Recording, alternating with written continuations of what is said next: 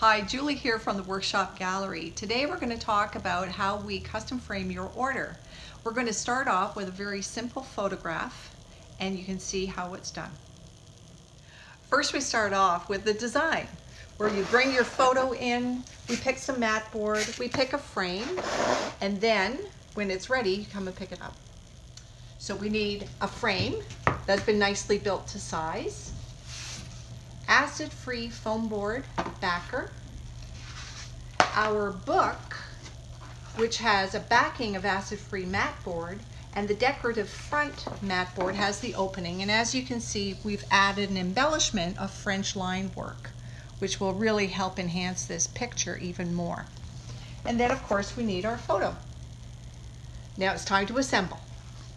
So here's the final assembly. We finish it off with art glass and the frame,